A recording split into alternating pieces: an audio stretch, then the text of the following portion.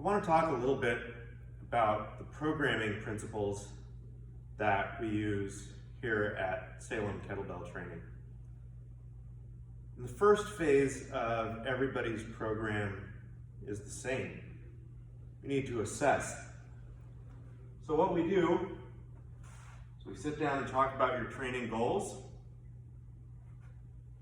your health history, and then we'll take you through a functional movement screen to assess what's tight, that ought to be mobile, what's sort of loose, that ought to be stable, and whether or not there are any asymmetries, any of this that could lead to potential injury or obstruction of the training process down the road. Whatever the results of the assessment stage, each student is taught self-myofascial release techniques with either the foam roller or the lacrosse ball or a combination of the two, as well as corrective exercises that are specific to their movement anomalies, whether that's again something that is too tight or too unstable, or something that's asymmetrical in that individual.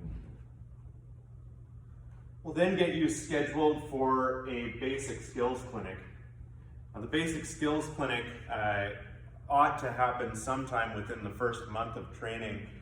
The idea is that in the basic skills clinic, we can take a brand new student and get them up to speed, not only in terms of common exercises during the first training phase, but also get them to understand the principles on which their training is based.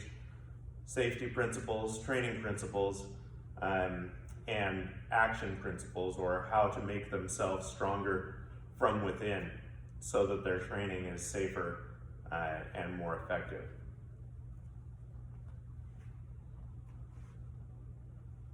Typically, when I get a new student, they need to learn something about how their body moves before we can really start loading towards their specific training objective. So you might have the training goal that you want to lose body fat and build muscle mass. But are you coordinated enough? Are your movement skills developed enough? Are you strong enough to be ready for the kind of programming that builds lean mass most effectively? So the first phase of everybody's training is practice. In practice, the warm-up is going to consist of developmental movement patterns. So all of those things that we do from infancy to early childhood. We articulate our arms and legs, we roll over, we crawl, we get up to a stand, we rock, we reach, we do all sorts of stuff in the process of becoming proficient movers. And that's what the developmental patterns are all about. The developmental movement patterns also have the benefit of taking the tissue quality that you've worked on with self-myofascial release and the joint stability or mobility that you've developed with your corrective exercises and integrating those into more global movement patterns so that you can be more prepared for the strength movements to come. Also in phase one, we have energy system development. Now, energy system development is simply working on your work capacity through various time frames. So there are different energy systems that we use. We have aerobic, which are long bouts of relatively low intensity exercise. We have anaerobic, where we are working at an intense pace for a short period of time and then need to recover. We have a special system from Strong First that we use called anti-glycolytic training, which is sort of a hybrid of anaerobic and aerobic training. It's structured intervals that will help the student become more capable without challenging their energy systems and making them burn out. So that's energy system development. Typically, before the student attends the basic skills clinic, your energy system development is going to be some kind of carry, just walking with kettlebells. You can have farmer's walks where you have 2 kettlebells and you're performing your carries. You can have suitcase carries, which then we can progress to movement patterns forward, backward, and side to side so that you get some experience in multiple planes of motion. Racked carries where the kettlebell is in the rack position, or even overhead carries if a person has the shoulder mobility required to do so. After the basic skills clinic, you should have a pretty good grasp of the swing progression. So wherever you got to comfortably during that basic skills clinic, whether it's the swing start or even just the deadlift, or whether you made it all the way to the 2-hand swing practice, that's where we'll take off once you've completed the basic skills clinic. We'll use swings for our energy system development. Now the strength section in phase 1, we're not actually going to load the student close to their capacity, close to their maximum end of strength. We're simply going to use repetition to develop and improve proficiency in the big movement patterns. Some kind of push, some kind of pull, some kind of squat, and some kind of hinge. The plan that I use for that is Dan John's take on 5x5. 5x5 is a classic strength and mass building program created by a gentleman named Reg Park, who was a bodybuilder and strongman back in the 50s. Dan John is a strength coach and somebody who's been in the strength and conditioning industry for 40 plus years. He, in the book Easy Strength, covers his take on the 5x5. A lot of times when you're doing 5 sets of 5, you need to start with a light weight so that you can manage to get all sets of 5 with that fixed weight, or you start with a very light weight and then progress towards 1, maybe 2 heavy sets of 5. What Dan does is he changes the rep scheme. Instead of 25 reps by doing 5 sets of 5, he gets 25 reps by doing a set of 2, 3, 5, 2, 3, 5, 2, 3. So you have more sets, you have 8 sets in total. Only 2 of them are sets of 5, so you really only have to dig in for 2 sets, and yet you're still accumulating the same amount of volume. This is a great way for the novice trainee to learn the big movement patterns without burning out, without becoming too fatigued, and yet still learn a little bit about difficulty in training because they have those couple sets of 5 in there. Once you have established your movement patterns, we move on to phase 2, which is my favorite form of training. It's easy strength. So easy strength is strength training that seems too simple and too easy to really be effective. You might have only a handful of exercises that you're training during this phase, a short list, maybe 2 or 3 strength training movements, maybe 1 or 2 conditioning movements, or energy system development movements. But easy strength yields tremendous results if you trust the process and don't make it too hard. Don't make it hard strength. So the warm-up in easy strength is straight from the book Simple and Sinister by Pavel. We've got a hip mobility exercise called the 90-90. We've got a hard style bridge. We've got a kettlebell halo for shoulder mobility and a prying goblet squat for hip and ankle mobility. Those all fall in to the simple and sinister, or S&S warm-up. At first, we develop a longer time frame sort of energy system. So this program, the 2-2 peaking program, is from a book called Strong Endurance. You start off with long rest intervals between explosive and relatively heavy sets of swings. You may be ready for one-arm swings at this point as well. That can add some variety. Every 2 weeks, you reduce the rest interval so that throughout the program, you're having to do more work to rest every couple of weeks. So you start off with maybe a 3-minute interval between sets of swings, or a 2-minute interval more commonly. The next 2 weeks of the phase, you've got 1-minute intervals, and the final 2 weeks of the phase, 30-second intervals. This kind of gives the student the view of all sorts of energy systems coming together and culminating in developing the student's lactate threshold, but only for a couple of weeks.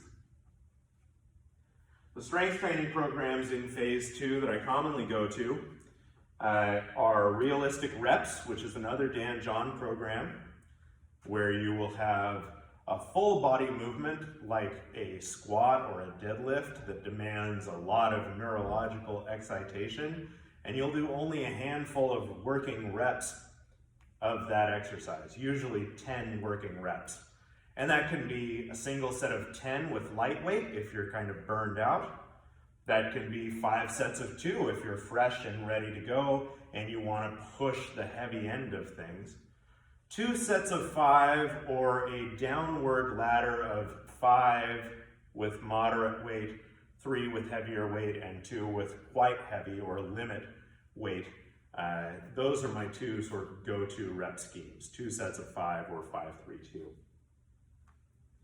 After your main lift, you've got half body movements, so that could be an upper extremity push and pull, and you'll do a few ladders of reps there, similar to what the Dan John 5x5 is arranged as. You got 2, 3, 5, or a 1, 2, 3, and then multiple ladders thereof.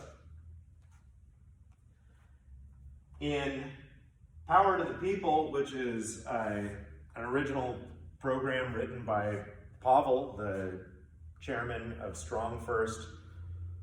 Gosh, he wrote that in 2001, maybe? 2001.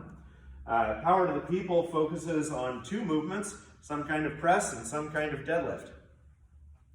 You'll do 10 total working reps of each, with lots of rest in between. Again, this is not a particularly high volume program.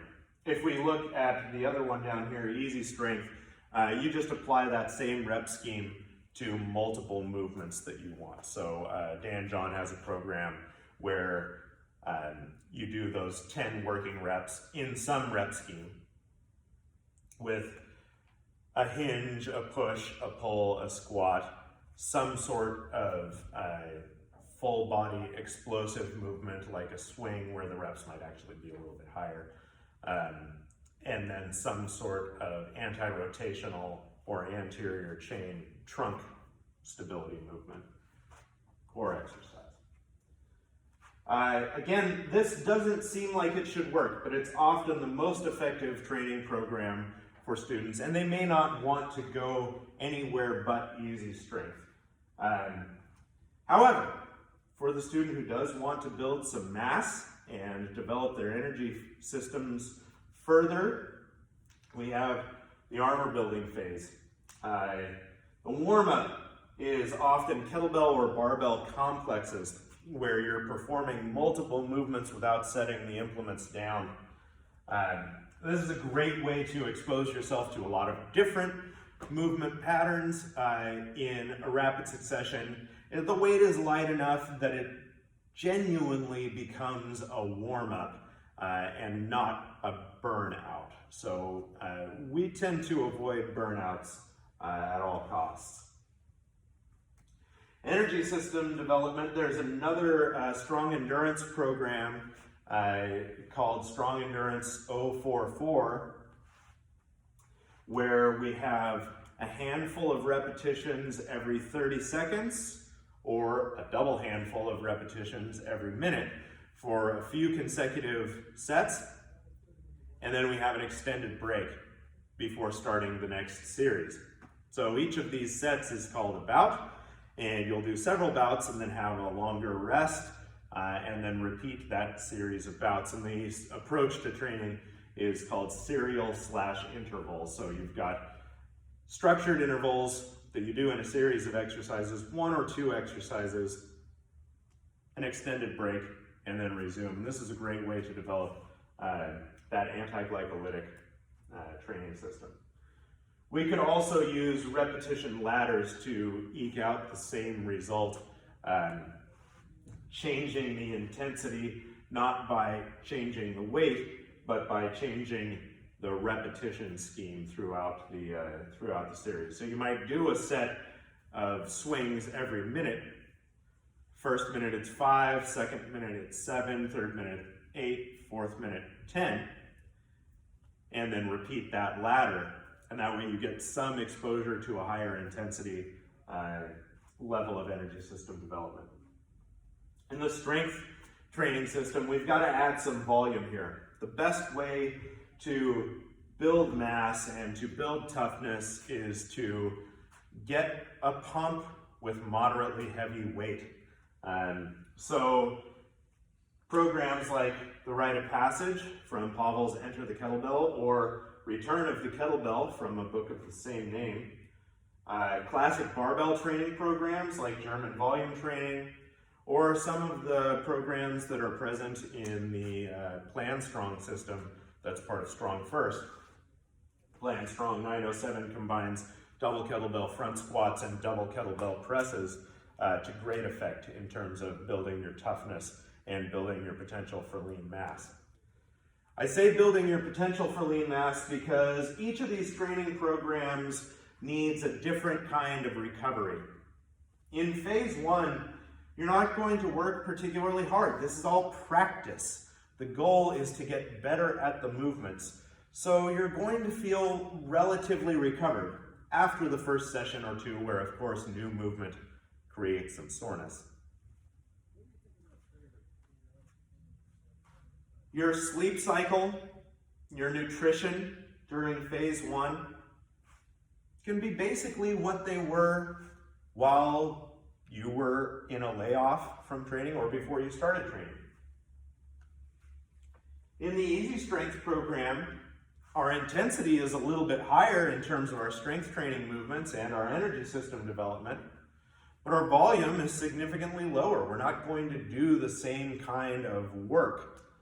So you should be able to, during this phase, attack fat loss with your nutrition program, if that's what you're after. You should be able to make it on less food during the Easy Strength part of the program. Also a great time to work on getting your sleep right, getting your sleep cycle figured out. Although it doesn't have to be perfect, it's going to help you get stronger faster if your nervous system is recovered between training days, which is what sleep does for us. Now in phase 3, now we've got to get some things dialed in. Instead of simply eating less, as we were in phase 2, nutritionally, the thing that goes along with armor building is getting adequate amounts of water, lean protein, and micronutrients in the form of vegetables and fruits, as well as having enough carbohydrate to have the energy to perform the volume of work that you're performing here. So you don't want to go keto if you're in an armor building phase. Also, you better dial your sleep in, because the amount of work you're doing in these training sessions is going to tax you. you're going to leave with a greater amount of overall fatigue after your workout than you did in either phase 1 or phase 2. There is a fourth phase. It's not on the board. It's not a phase that most people are ready for. It sacrifices training to life balance, and that is strength specialization. So there are a handful of ways to specialize your training for maximum strength, but all of them are contingent on getting very heavy in your strength training movements, accumulating a lot of volume with a lower intensity in your strength training movements, and doing some explosive work to maintain speed and athleticism during your strength training movements. Collectively, that's known as the conjugate training method, and it comes from a Russian sports scientist named Yuri Verkhoshansky. It was adopted by the West Side barbell guru Louis Simmons. And if you want to see just how extreme this fourth and final phase can be, watch the Olympics. These people have no balance left between training and the rest of their life. So you might be in a position where you can do that. But you better have your movement patterns down, you better be decently strong, and you better have a lot of work capacity before you decide to do a strength specialization program. It's not for everybody. It doesn't have to be. These two phases, these are for everybody.